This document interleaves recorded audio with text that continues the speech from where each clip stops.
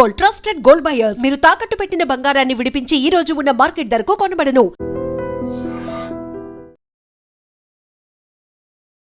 BJP ఎక్కడుంది BJP అసలు ఉందా అన్న దగ్గరికి వచ్చింది. యాక్చువల్లీ మొన్న జిహెచ్ఎంసీ ఓడిపోయిన ఆ జిహెచ్ఎంసీ ఎన్నికల్లో గెలిచిన తర్వాత అసలు బీజేపీ ఫోకస్డ్ గా లేదు, ఎక్కడ కూడా కనిపించట్లేదు, పోరాటాలు చేయట్లేదు అనేది చాలా మటుకి మాట్లాడాం. అట్లాగే మొన్న పార్లమెంట్ ఎన్నికల్లో 8 ఎంపీ సీట్లు గెలిచిన తర్వాత లేలే బీజేపీ ఉంది అన్న, కానీ సమన్వయ లోపలే చాలా స్పష్టంగా కనిపిస్తుంది. బీజేపీలో లీడర్స్ కలవరు, ఇట్లాంటిది కూడా చాలా ఉంది. కానీ మున్సిపల్ ఎన్నికల మీద ఫుల్ కాన్సన్ట్రేషన్ పెట్టింది బీజేపీ అనే దానికి బెస్ట్ ఎగ్జాంపుల్. యాక్చువల్లీ చాలా మంది ఇన్ఛార్జీలు ఢిల్లీ నుంచి ఇక్కడికి వచ్చిండ్రు. ఢిల్లీయే కాదు, చాలా రాష్ట్రాల్లో బీజేపీ ఉంది కాబట్టి చాలా ప్లేసెస్ నుంచి కూడా ఇన్ఛార్జీలు వచ్చిండ్రు. మనతో పాటు ఇన్ఛార్జ్ ఉన్నారు రాష్ట్ర అధికార ప్రతినిధి భారతీయ జనతా పార్టీ ఆంధ్రప్రదేశ్ జల్లి మధుసూదన్ గారు. ఇక్కడ షాద్ నగర్ లో ఇన్ఛార్జ్ గా ఉన్నారు. సార్ నమస్తే. నమస్తే madam. Yeah, nice to meet you sir. Nice of you. yes sir.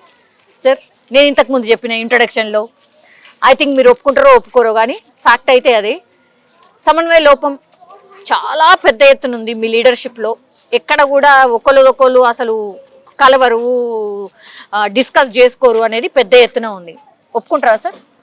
First thing finish everything. First point అది. నెక్స్ట్ పాయింట్ మున్సిపాలిటీ ఎన్నికలు ఏం వదిలేసిండ్రు అంటే ఏమంటారు, ఎమ్మెల్యే వదిలేసిండ్రు, ఇక మొన్న కూడా పంచాయతీ ఎన్నికలు వదిలేసిండ్రు, కానీ మున్సిపాలిటీ దగ్గరకు వచ్చేసరికి కొంచెం సీరియస్ కాన్సన్ట్రేషన్ ఉంది అనేది ఒక చర్చ. దానికి కూడా మీరు ఆన్సర్ చెప్పాలి. ఎన్ని గెలుస్తారు? ఈడనైతే షాద్ నగర్ లా 0, యూఆర్ ఇన్ 0. సో మీరు యాజ్ అ ఇన్ఛార్జ్ గా వచ్చిండ్రు కాబట్టి మీకు కూడా బాధ్యత ఉంటుంది. అట్లాగే ఐ థింక్ రిపోర్ట్స్ ఎప్పటికప్పుడు తెప్పించుకుంటున్నారు. ఏం రిపోర్ట్ ఇస్తున్నారు? These are my 3 points. Only 3. మొట్టమొదట భారతదేశ చరిత్ర తీసుకుంటే భారతదేశంలో ఉన్న రాజకీయ పార్టీలు కానీ వాళ్ళ ప్రస్థానం కానీ స్వతంత్రం వచ్చిన తర్వాత దేశంలో బ్రిటిష్ వాళ్ళు కొల్లగొట్టుకొని వెళ్ళిపోయిన తర్వాత అప్పుడున్న జీడిపి రేటు, భారతదేశం అంటేనే ఒక సంపన్నమైన దేశంగా ప్రపంచ దేశాల్లో స్వతంత్రానికి ముందు క్రీస్తు పూర్వం 1700 సంవత్సరంలోనే ఇది ప్రపంచ దేశాల్లో మన ఆర్థిక పరిస్థితి అభివృద్ధి అనేది 25% షేర్ ఉండేది అన్ని దేశాల్లో కూడా. ఎప్పుడైతే బ్రిటిష్ పాలన తర్వాత భారతదేశం స్వతంత్రం సాధించిన తర్వాత 2 నుంచి 3% పడిపోయిన తర్వాత మన అందరికీ తెలుసు కాంగ్రెస్ పరిపాలించిందని. కాంగ్రెస్ తీసుకున్నటువంటి సంస్కరణలు కానీ అప్పుడున్న వాళ్ళు చేసిన ప్రతి అంశంలో కూడా, అంటే ఓటు బ్యాంక్ కోసమో లేకపోతే కుటుంబ పరిపాలన కోసమో వాళ్ళ ఉనికి కోసమో వాళ్ళు తీసుకున్న ఏదైతే నిర్లక్ష్యం ఉందో ఈ రోజు కూడా మనం అది అనుభవిస్తున్నాం భారతదేశ వ్యాప్తంగా. ఇలా ఉన్న పరిస్థితుల్లో ఈ గత 15 సంవత్సరాలుగా ప్రధానమంత్రి నరేంద్ర మోడీ గారు వచ్చిన తర్వాత మీరు అడిగిన ఫస్ట్ ప్రశ్న ఏదైతే సమన్వయ లోపం అంటున్నానో, ఒకటి క్లిస్టర్ అండ్ క్లియర్గా చెప్తున్నాను. భారతీయ జనతా పార్టీలో ఏ నాయకుడు కూడా ఎవరు కూడా దీనికి నాయకత్వం అంటే రెపరెపరాడే కమలం గుర్తే నాయకుడు నెంబర్ 1. నెంబర్ 2, దీనికి సేవకుడు నాయకుడు ఇంకొక విధంగా ఆలోచిస్తే దీనికి ఉన్న తైత్విక సిద్ధాంతాలు 2 అంత్యోదయ స్ఫూర్తి, ఏకాత్మ మానవ దర్శనం. ఈ అంత్యోదయ స్ఫూర్తి అంటే చిట్ట చివరి గ్రామంలో, చిట్ట చివరి ఇంటిలో, చిట్ట చివరి మనిషికి ఆ సంక్షేమ పథకాలు అందడమే కాదు, ఏదో ప్రభుత్వాలు ఇచ్చే ఆ డబ్బుల కోసమో లేకపోతే వాళ్ళు ఇచ్చే పెన్షన్ల కోసమో వాళ్ళు ఇచ్చే పథకాల కోసమని కాదు, స్వయం ఉపాధి అంటే గ్రామాలు అభివృద్ధి చెందితే దేశ సంస్కృతితో పాటు దేశ భవిష్యత్తు కూడా అభివృద్ధి చెందుతుందనే దానికే ఈరోజు ప్రధానమంత్రి నరేంద్ర మోడీ గారు తీసుకుని వచ్చినటువంటి ముద్రా లోన్లు అయినా, స్టార్ట్అప్ ఇండియా అయినా, మేక్ ఇన్ ఇండియా అయినా, స్కిల్ డెవలప్మెంట్ అంటే చదువు లేని వాళ్ళు కూడా వాళ్ళ చేతి వృత్తులు ఏదైతే ఉంటాయో వాటికి సంబంధించిన అన్నిటిలో కూడా దగ్గర 96 కేంద్రంలో ఉన్న 96 పథకాలన్నిటి కూడా ఈ 2 సిద్ధాంతాలకి, ఈ సంస్కరణలకు సంబంధించిన వ్యక్తి. ఏదైతే గత కేంద్రంలో కాంగ్రెస్ పరిపాలనలో అవకతవకలు ఉన్నాయో 2020-25 నుంచి 350 సంస్కరణలు ప్రధానమంత్రి నరేంద్ర మోడీ గారు చేయడం జరిగింది. మీకు ఇంకోటి కూడా చెప్తున్నాను, మీరు అంటున్నారు మున్సిపాలిటీ పాయింట్, 3వ పాయింట్కి.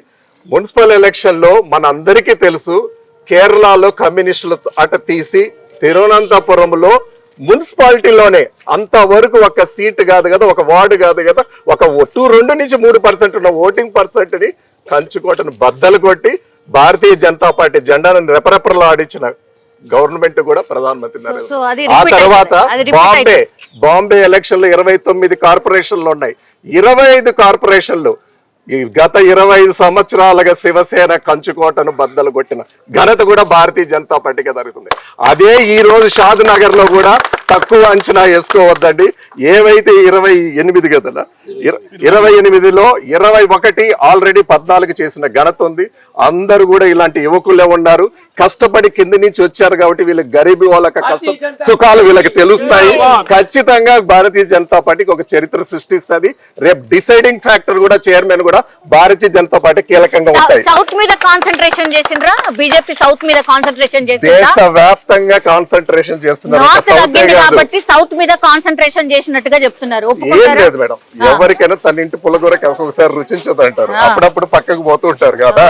సో అలా పోకుండా దేశవ్యాప్తంగా కూడా ఈ రోజు భారతీయ జనతా పార్టీ ఒకే ఒక సిద్ధాంతం వెళ్తున్నదమ్మా. భారతీయ యొక్క సంస్కృతి, భారతీయ యొక్క ఆత్మగౌరవం, భారతీయుల యొక్క స్వదేశీ వస్తువులని, స్వదేశీ అంటే ఏదో వస్తువులని మనమే వాడుకోవాలి, మనం చేసిందని కాదు. స్వదేశీ భాష, స్వదేశీ సంస్కృతి, స్వదేశీ భోగ, ఇలా పలు రకాల అంశాల మీద కూడా మన స్వదేశీ ఆధారపడింది. దీనివల్ల మనకు రాబోయే రోజుల్లో ఇతర దేశాల నుంచి ఏదైతే టార్గెట్ ఉందో ఆ టార్గెట్ నుంచి కూడా మనం బయటపడాలంటే మనని మనము సమృద్ధిగా అభివృద్ధి పడి 2047కు వికసిత్ భారత్ అంటే రాబోయే పిల్లల భవిష్యత్ దృష్టిలో పెట్టుకుంటే ప్రపంచ దేశాల అగ్రగామి దేశంగా భారతదేశం అయ్యి తీరుతుంది. సాద్ నగర్ లో కూడా అలాంటి దానికి పునాది పడుతుంది అని కూడా తెలియజేసుకుంటున్నారు. జై జై భారత్ మాతాకి. వాళ్ళు చేసిన 15 ఏళ్ల పరిపాలన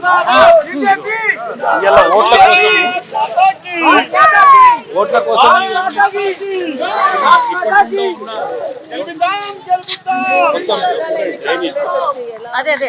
డ్రైనేజ్ వ్యవస్థ ఇప్పుడు ఈ ఓటు వచ్చిందని ఇప్పుడు చేస్తున్నది.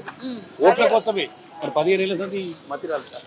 भारत माता की भारत माता की बीजेपी जिंदाबाद बीजेपी जिंदाबाद बीजेपी जिंदाबाद గెలుపుతాం గెలుపుతాం గెలుపుతాం భారత్ మాతా కి భారత్ మాతా కి జై బీజేపీ జై బీజేపీ నరేంద్ర మోడీ గారి నాయకత్వం నరేంద్ర మోడీ గారి నాయకత్వం. నిజంగా ప్రస్తుతం ఉన్నటువంటి సమాజం దేనికి ప్రయారిటీ ఇస్తుంది? ఆర్థిక సంబంధాల చుట్టూ మాత్రమే తిరుగుతోంది. మళ్ళీ ఎన్నికలంగానే చాలా విరక్తి కలుగుతున్నాం. మంచి అనిపిస్తుంది కదా, లేడీస్ కూడా ఛాలెంజింగ్ జాబ్స్ చేసినప్పుడు చాలా బాగుంటది. ట్రాఫిక్ అసిస్టెంట్స్ గా నియమించిన ట్రాన్స్జెండర్స్ అందరితో సాల్యూట్ చేయించుకుంటున్నారు. ఫుడ్ డెలివరీ ఇవ్వటానికి వెళ్ళినటువంటి డెలివరీ బాయ్ అనిల్ పై కళ్ళ ముందు